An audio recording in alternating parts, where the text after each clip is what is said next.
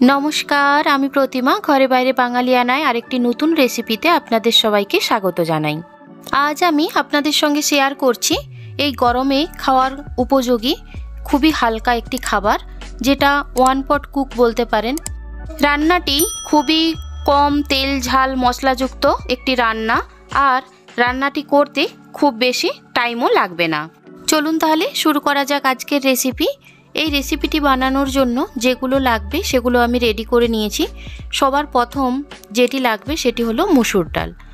আমি এখানে 2 বাটি পরিমাণ মসুর ডাল খুব ভালোভাবে জল বদলে বদলে ধুয়ে জল ঝরিয়ে একটা পাত্রে রেখে দিয়েছি।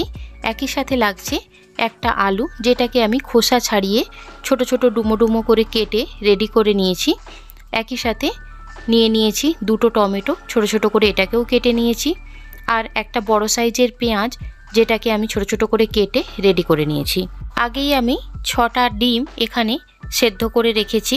একই সাথে আর যেটা লাগছে সেটা হলো আদা বাটা আর রসুন বাটা, যেটা আমার অলরেডি রেডি করাই রয়েছে।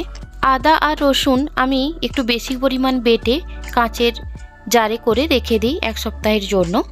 আর লাগছে কিছুটা পরিমাণ ধনেপাতা কুচি আর 5 থেকে 6টা চেরা কাঁচা লঙ্কা। প্রতিদিনের গুঁড়ো মশলা নুন, হলুদ, লঙ্কা গুঁড়ো, জিরে গুঁড়ো, ধনে গুঁড়ো এগুলো তো আছেই। চলুন এবার তাহলে রান্নাটা শুরু করি। রান্না শুরু করার জন্য সবার প্রথমে একটা দেখুন আমি কড়াই নিয়ে নিয়েছি।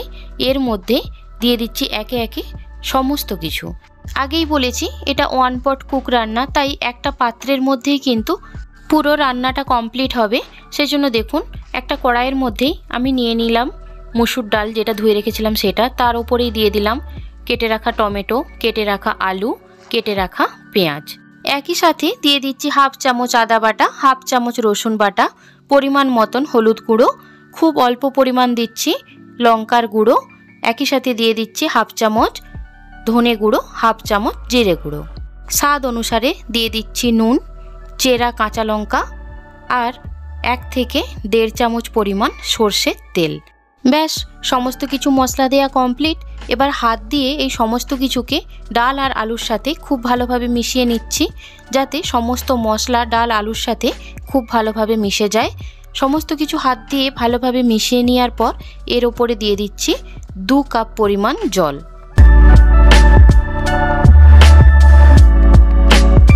এখানে আমি এখন 2 কাপ পরিমাণ জল ব্যবহার করলাম, পরে প্রয়োজন হলে আবারও ব্যবহার করে নেব।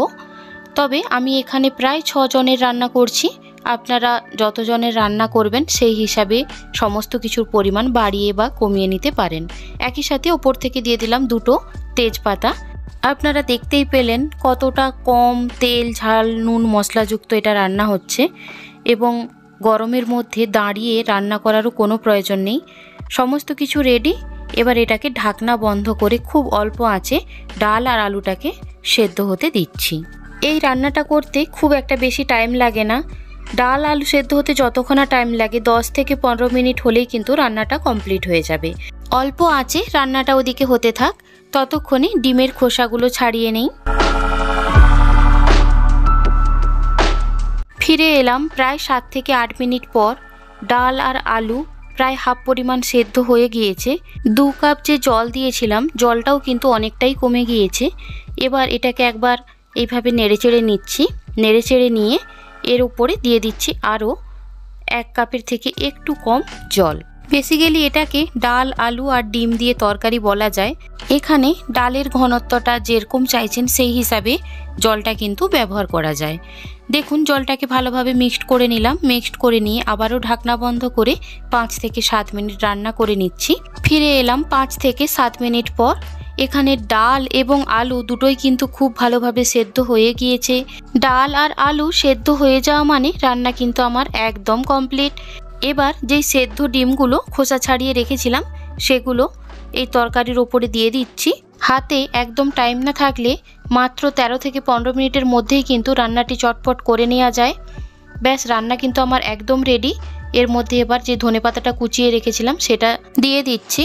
অনেক সময় কি হয়, স্কুল কলেজে যাওয়ার আগে একটা টেস্টি ভাতের সাথে বা রুটির সাথে খাওয়ার জন্য সবজি আমরা বানিয়ে নিতে চাই, তখন কিন্তু খুব সহজে এই রেসিপিটি বানিয়ে নিতে পারেন।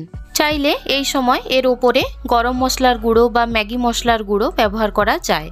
তবে এই রান্নাটা খেতে এতটাই টেস্টি হয় যে আজ আমি এর ওপরে কিছুই অ্যাড করছি না, এইভাবেই পরিবেশন করছি। বাড়িতে থাকা উপকরণ দিয়েই কিন্তু রান্নাটি খুব সহজে তৈরি করে নেওয়া যায়। যদি ভিডিওটি ভালো লাগে এই গরমে অবশ্যই আপনারা একবার বাড়িতে বানিয়ে খেয়ে দেখতে পারেন। আশা করি আপনাদেরও ভালো লাগবে। ভালো লাগলে লাইক, কমেন্ট, শেয়ার করার অনুরোধ রইল। আরও নিত্য নতুন ভিডিও পেতে চ্যানেলটি সাবস্ক্রাইব করে নিয়ে পাশে থাকা বেল আইকনটি প্রেস করে নেবেন। আজ এই পর্যন্তই। খুব তাড়াতাড়ি ফিরে আসছি নতুন কোনো রেসিপি নিয়ে, নতুন কোনো ভিডিওতে। ভিডিওটি দেখার জন্য সবাইকে অসংখ্য ধন্যবাদ।